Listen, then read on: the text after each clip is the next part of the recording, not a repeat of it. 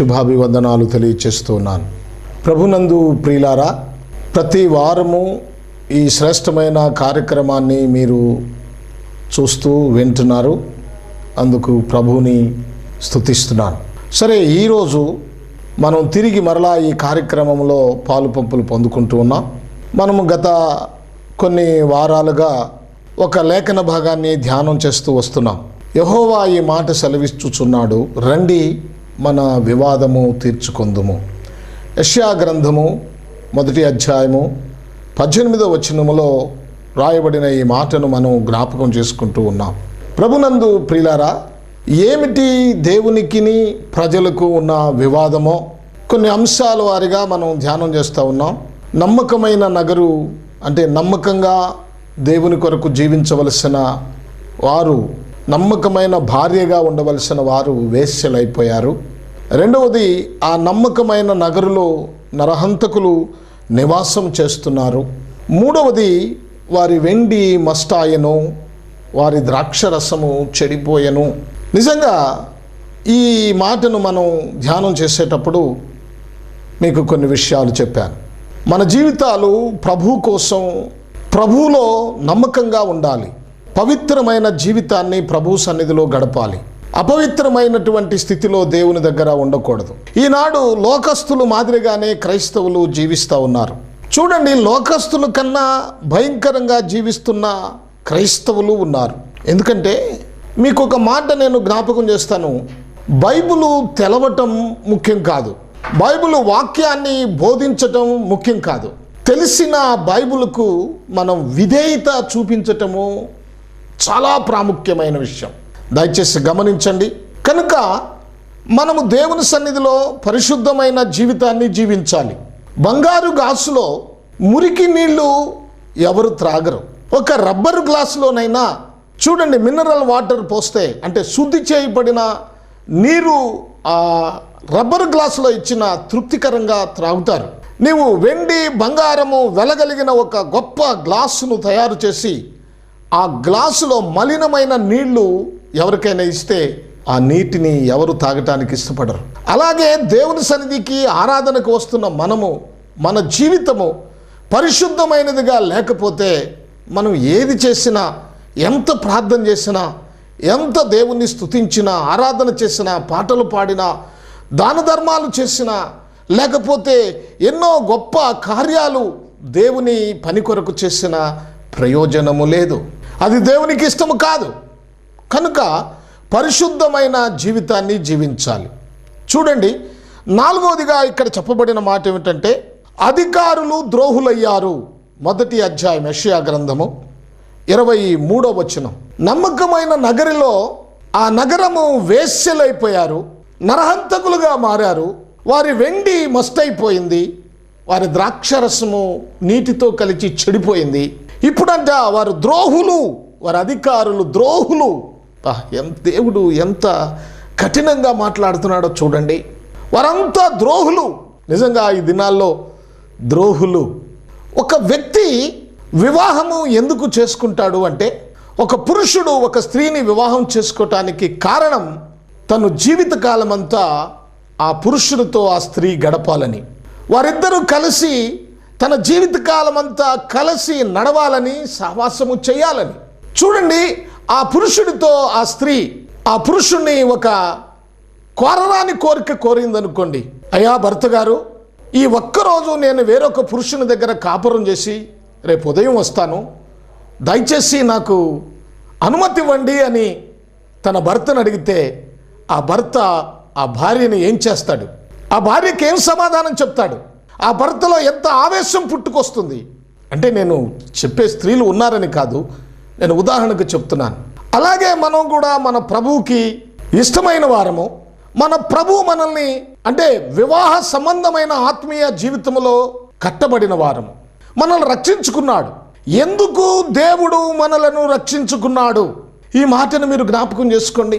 చాలామంది రక్షించబడగానే ఏయో గొప్ప గొప్ప దేవుని సువార్తకు వెళ్ళిపోదానికి, ఆ కూడికలు పెట్టడానికి, లేకపోతే ఇళ్ళమ్మటే తిరిగి ఇదిగో నేను యేసు ప్రభువుని నమ్ముకున్నాను అని చెప్పటానికి ప్రాముఖ్యంగా సమయాన్ని అంటే ఇష్టపడతా ఉంటారు. కానీ దేవుడు నిన్ను ఎందుకు రక్షించుకున్నాడో తెలుసా?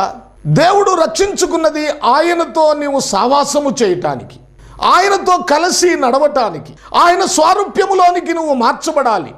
అంతేగాని ఇప్పుడు నీవు కూడా అయ్యా యేసయ్య నువ్వు రక్షించావు, కానీ ఈరోజు నేను ఇదిగో లోకములో పని ఉంది, ఇదిగో ఈ లోకంతో సంబంధం ఉంది, ఈరోజు నేను ఆ పని చూసుకొని రేపు నీ దగ్గరికి వస్తాను అని అంటే ఆ యేసయ్య ఎంత బాధపడతాడో ఒకసారి ఆలోచించావా?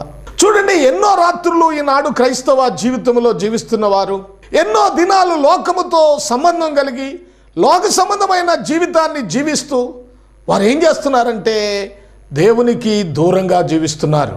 భర్తగా సావాస్యములో, దేవుని సావాస్యములో ఉండవలసినటువంటి ఈ సంఘము చూడండి లోకపు సావాస్యములోనికి వెళ్ళిపోయింది. దేవుని వాక్యాన్ని గమనిస్తూ ప్రియా దేవుని పిల్లలారా, ఈ లోకం మనకి ఆకర్షణీయంగా తయారైంది. దేవుడు బంగారం చేశాడు, కానీ తయారు చేసిన దేవుని కన్నా బంగారము ఆకర్షణీయం అయిపోయింది. దేవుడు డబ్బును చేశాడు, తయారు చేసిన దేవుని కన్నా తయారు చేయబడిన డబ్బుకే ఎక్కువ మక్కువ చూపిస్తున్నారు. నేను ఒక మాట అడుగుతాను, ప్రియా దేవుని పిల్లలారా, ఒక కూర ఒక భార్య తన పురుషుని కొరకు తయారు చేసింది. ఆ కూర చాలా రుచిగా ఉంది. ఎంత రుచిగా ఉందంటే చాలా రుచిగా ఉంది. ఆ పురుషుడు తన భార్యను ఇప్పుడు అభినందించాలా? ఆ కూరను అభినందించాలా? ఆ కూరను తయారు చేసిన, ఆ వంటకాన్ని తయారు చేసిన తన భార్యను అభినందించాలి. అమ్మా, లేక ఓ సతీమణి, ఓ శ్రీమతి, నీవు కూరను ఈరోజు అద్భుతంగా చేశావు, చాలా రుచికరంగా ఉందని ఆ శ్రీమతిని అభినందించాలి. అంతేగాని కూర చాలా బాగున్నావే నువ్వు, చాలా రుచిగా ఉన్నావే నువ్వు, ఆహా చాలా అమృతంగా ఉన్నావు నువ్వు అని కూరనంటే ప్రయోజనం లేదు. దాన్ని తయారు చేసిన తన భార్యను అభినందించాలి, భార్యను ప్రేమించాలి. ప్రభునందు ప్రియులారా, అలాగే ఈ దినాన చూడండి, మనకు ఆరోగ్యం ఇచ్చిన దేవుణ్ణి, లేకపోతే మనకు ఆయుష్ ఇచ్చిన దేవుణ్ణి, మనకు ఆర్థిక వనరులు సమకూర్చిన దేవుణ్ణి, ఆ దేవుణ్ణి విడిచిపెట్టి తయారు చేసినటువంటి లేకపోతే మనకి ఇచ్చినటువంటి ఆ దేవుణ్ణి విడిచిపెట్టి మనము ఇవ్వబడిన వస్తువులను ప్రేమిస్తున్నాం అంటే అది కృతజ్ఞత లేని జీవితం, కృతజ్ఞత లేని జీవితం. ప్రభునందు ప్రియులారా, మనం జ్ఞాపకం చేసుకుందాం, ఆయన చేసిన వస్తువుల కన్నా, ఆయన ఇచ్చిన వాటికన్నా మనం ఆయన ఎక్కువగా ప్రేమించలేకపోతున్నాం. చూడండి, దానికి కారణం ఏమిటి అంటే మనము దేవునితో సహవాసము చేయకపోవటమే. దేవునితో సహవాసం చేసేవారికి దేవుని కన్నా లోకములో ఉన్నవి ఎక్కువగా కనిపించవు, అవి అసభ్యకరంగా కనిపిస్తాయి. ప్రియా దేవుని పిల్లలారా, ఇక్కడ చూడండి, వారి వెండి మస్తాయిను ద్రాక్షరసము చెడిపోయిందన్న తర్వాత వారి అధికారులు ద్రోహులయ్యారు. ద్రోహం. నిజంగా ఐగుప్తు దేశంలో బానిసలుగా ఉన్న ఇశ్రాయేలీలను పాలు తేనెలు ప్రవహించు శ్రేష్టమైన దేశానికి దేవుడు నడిపించాడు.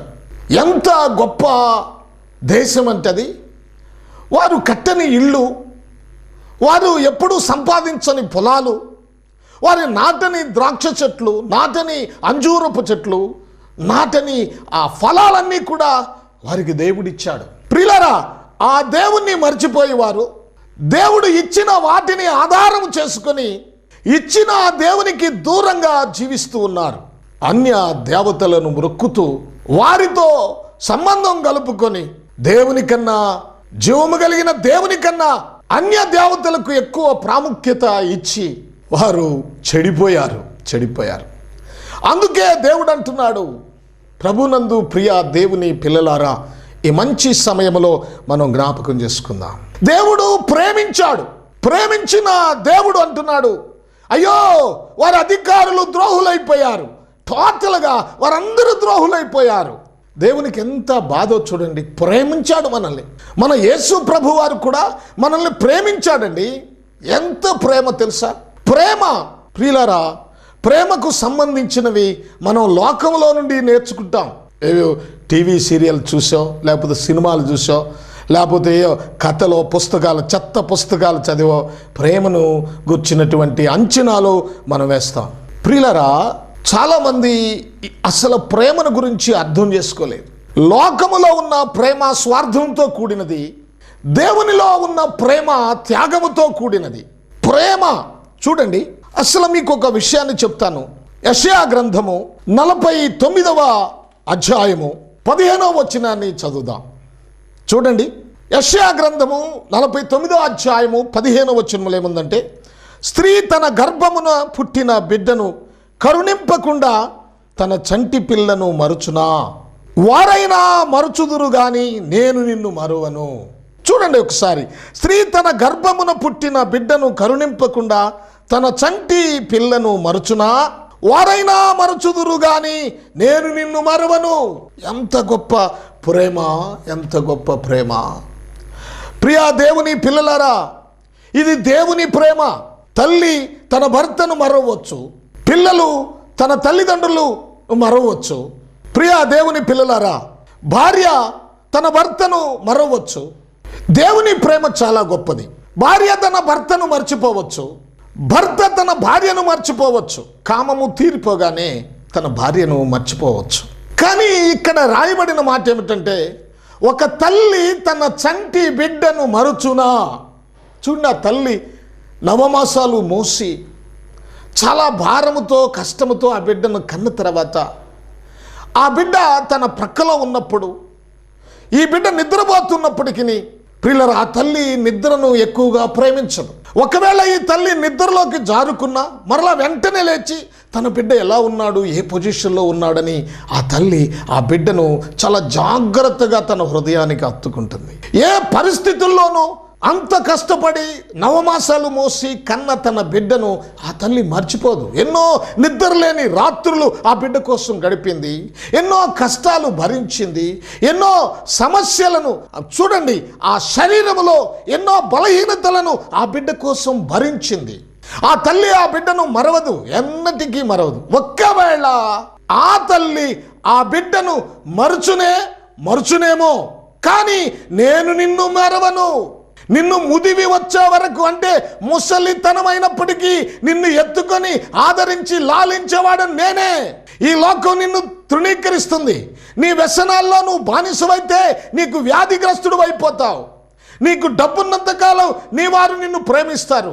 డబ్బున్నంతకాలం లోక సంబంధమైనటువంటి ఇచ్చలకు నువ్వు గురి అవుతావు. ఆ తర్వాత నిన్ను డబ్బు విడిచిపెడుతుంది, నీ బంధువులు విడిచిపెడతారు, నీ ఆరోగ్యం విడిచిపెడుతుంది, సమస్తము విడిచిపెడతారు, కానీ నేను మాత్రము నిన్ను విడువను. ఎంత గొప్ప మాటో చూడండి. ప్రభునందు ప్రియా దేవుని పిల్లలారా, ఈ మంచి సమయంలో మనం జ్ఞాపకం చేసుకుందాం. దేవుని వాక్యాన్ని మనం వింటూ ఉన్నాం. ఇశ్రాయేలీలు ఏం చేశారో తెలుసా?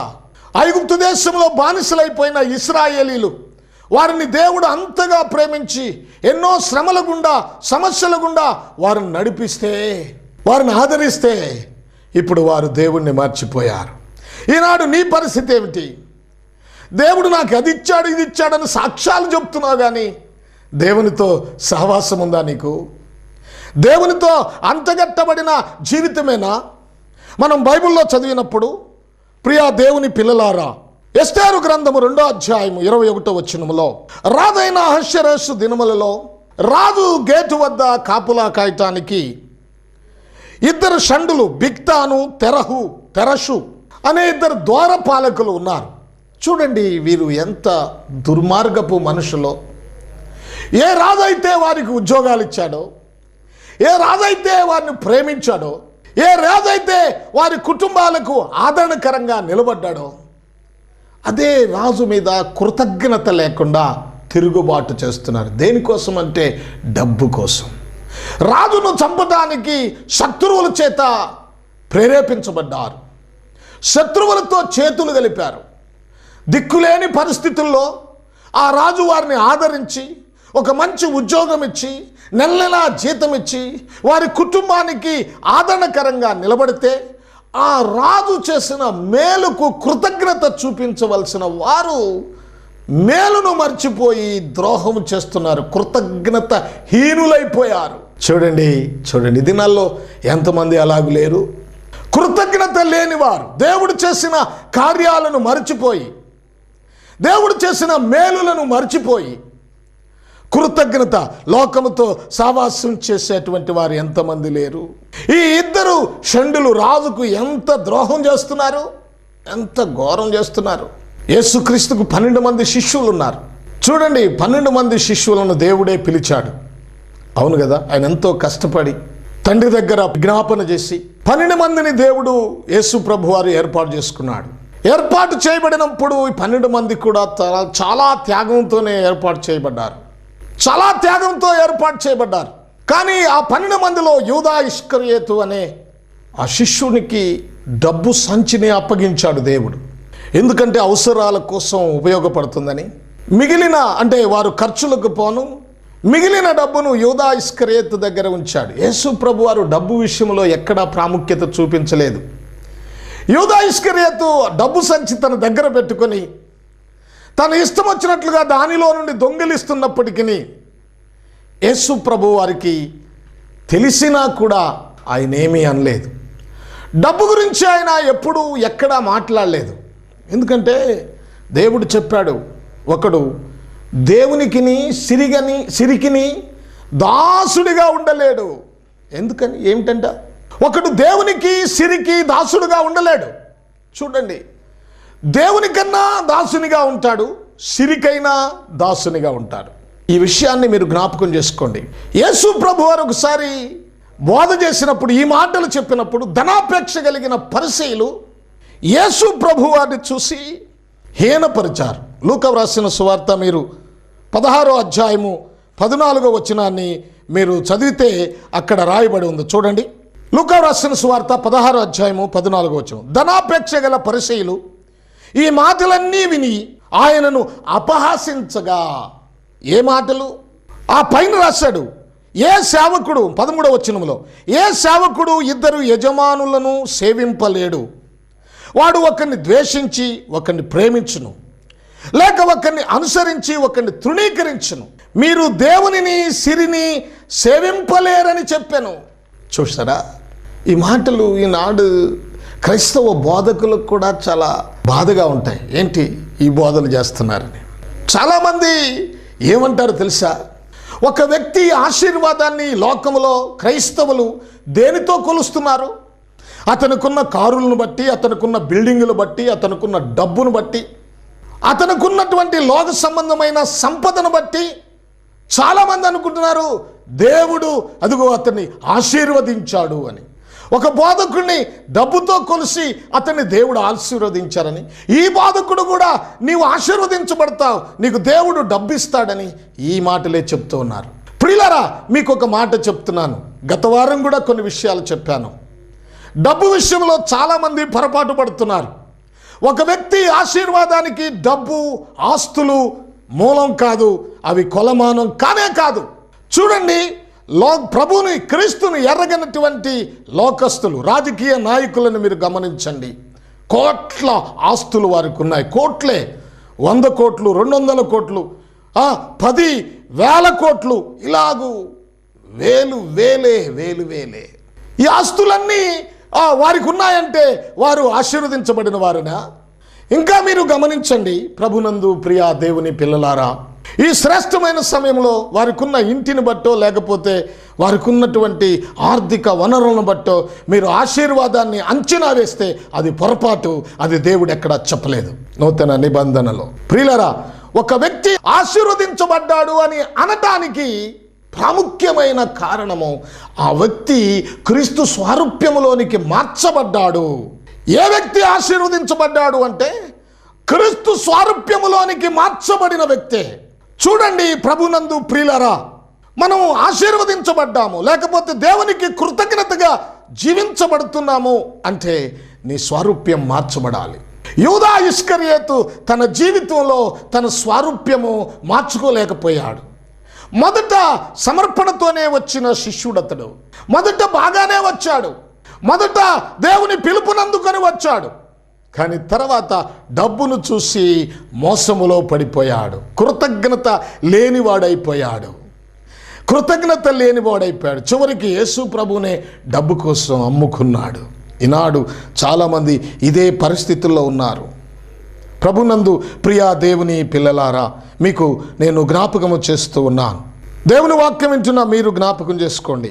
మనము దేవునికి ప్రాముఖ్యత ఇవ్వాలి, లోకానికి కాదు. మన సంపద పరలోకంలో ఉంది. చూడండి, మన సంపద పరలోకంలో ఉంది. మీరు పరలోకంలో దేనిని చూస్తారు అంటే బంగారాన్ని చూస్తారు, మహదైశ్వర్యాన్ని చూస్తారు. పరలోకములో వీధులన్నీ బంగారమే. ఆ రోజు మనం బంగారు వీధుల్లో నడవబోతున్నాం. చూడండి, మన పాదముల కింద ఈ బంగారం ఉంటుంది. ఇప్పుడైతే కొంచెమే, నీ ముక్కులకో మెడలకో లేకపోతే ఎక్కడో ధరించుకుంటాం, అది చాలా స్వల్పమైందే, కొంచెమే. కానీ రేపు బంగారు వీధుల్లోనే మనం నడవబోతున్నాం. బంగారం ప్రభు దగ్గర ఉందండి, ప్రభు దగ్గర ఉంది. కనుక ఆ ప్రభువుని మనం సేవించాలి, ఆ ప్రభువుని మనము ఆరాధించాలి. ప్రభునందు ప్రియులారా, చూడండి, నమ్మక ద్రోహం చేసిన యూదా ఇస్కరియోతులాగా జీవించొద్దు. ఆశ్చర్యసు రాజుకు నమ్మక ద్రోహం చేసినటువంటి ఆ షండుల్లాగా మీరు జీవించవద్దు. దేవుడు మనల్ని పాపములో నుండి, మనల్ని భయంకరమైన పరిస్థితుల్లో నుంచి రక్షించాడు. ఆయన చేసినటువంటి ఈ లోకము కన్నా ప్రియులారా, ఆయన్ని మనం ఎక్కువగా ప్రేమించాలి. ఆయనే మన జీవితానికి మూలమై ఉన్నాడు. కనుక మనం ఈ సమయంలో ఆత్మ సంబంధమైన జీవితాన్ని జీవించాలని దేవుడు కోరుకుంటున్నాడు. నీ జీవితం పవిత్రమైనదిగా ఉండాలి, ఏ లోపము లేనిదిగా ఉండాలి. ప్రభు కోసం నీవు నీ జీవితాన్ని త్యాగం చేయాలి, సమర్పించాలి. ఈ మంచి సమయంలో మీకు జ్ఞాపకము చేస్తూ ఉన్నాను. మనము క్రీస్తు వారము అని ఈ లోకానికి ప్రకటన చేయాలి, లోకానికి తెలియచేయాలి. ప్రభునందు ప్రియా దేవుని పిల్లలారా, ఈ మంచి సమయంలో మీకు జ్ఞాపకము చేస్తూ ఉన్నాను. దేవుని మాటలు వింటున్న మీరు జ్ఞాపకం చేసుకోండి. మన పరిస్థితి ఎలా ఉందో జ్ఞాపకం చేసుకోండి. హల్లెలూయా. ప్రియా దేవుని పిల్లలారా, మనం దేవుని పనిలో, దేవుని సావాసములో, దేవుని కొరకు జీవించవలసిన వారమై ఉన్నామని మీకు మరొక్కసారి జ్ఞాపకము చేస్తూ ఉన్నాను. ముఖ్యమైనది మన జీవితం. ఆ జీవితాన్ని దేవుని కొరకు మనల్ని మనం సమర్పించుకుందాం. మనం ద్రోహులుగా జీవించవద్దు, క్రీస్తు నెరగని వారంగా జీవించవద్దు. క్రీస్తును ప్రకటించే వారిగా జీవిద్దాం. క్రీస్తు కొరకు నిలబడేవారిగా మనం ఈ లోకములో ఉందామని మీకు జ్ఞాపకం చేస్తున్నాను. ప్రభునందు ప్రియా దేవుని పిల్లలారా, ప్రభు వచ్చినప్పుడు ఆయన మహిమ కలిగిన రాజ్యాన్ని స్వతంత్రించుకునే యోగ్యమైన కృతజ్ఞత జీవితాన్ని మనం కలిగి ఉండాలని దేవుని వాక్యం మనకి తెలియచేస్తూ ఉంది. దేవుడు ఈ మాటలు మనందరి కొరకు ఆశీర్వదించునుగాక. మనము ద్రోహులుగా కాకుండా విశ్వాస సంబంధమైన ఆ జీవితాన్ని, దేవునితో సహవాసము కలిగిన జీవితాన్ని జీవిద్దాం. దేవుడు మిమ్మల్ని దీవించునుగాక. ప్రార్థన చేసుకుందాం.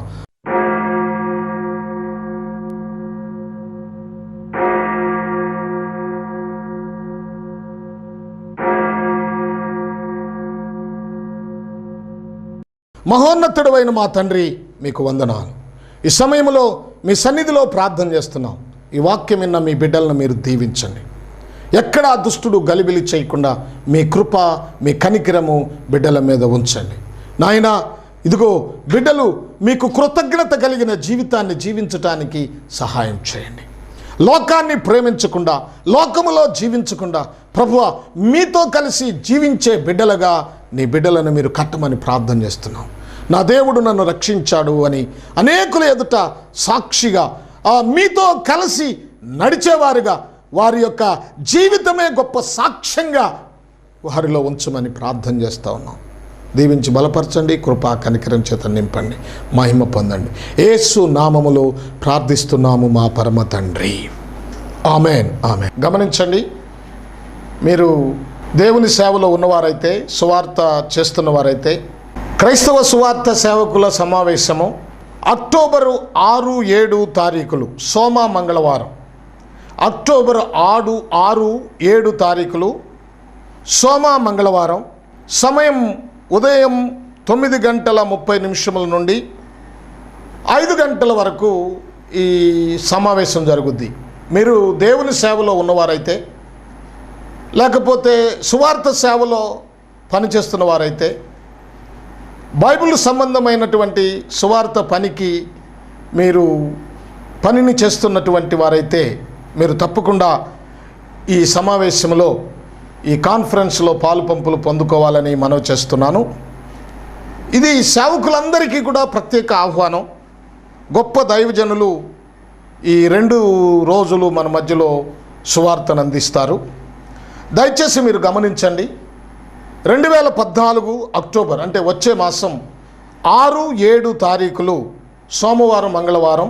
స్థలము Gaddipati Anjaiah Kalyana Mandapam, station road, Tenali. Station road, Tenali, Gaddipati Anjaiah Kalyana మండపంలో ఉదయం 9 గంటలకు ప్రారంభించబడుతుంది. దయచేసి మరి సేవకులైన మీరందరూ ఈ యొక్క సమావేశంలో పాలు పంపులు పొందండి. మీకు అక్కడ వసతి చూపించబడుతుంది. దయచేసి మీరు ముందుగా వచ్చి రిజిస్ట్రేషన్ చేయించుకోవాలి. మీకు రానుబాను ఛార్జీలు కూడా ఇవ్వబడతాయి. దయచేసి ఈ విషయాన్ని గమనించి మరి ఈ తెనాలి పరిసర ప్రాంత సేవకులు సువార్థికులు ఈ మంచి అవకాశాన్ని వినియోగించుకొని మీరు ఆత్మీయతలో అభివృద్ధి చెంది వాక్యాన్ని నేర్చుకోవాల్సిందిగా కోరుతూ ఉన్నాను. దేవుడి మిమ్మలను దీవించునుగాక. ఆమేన్.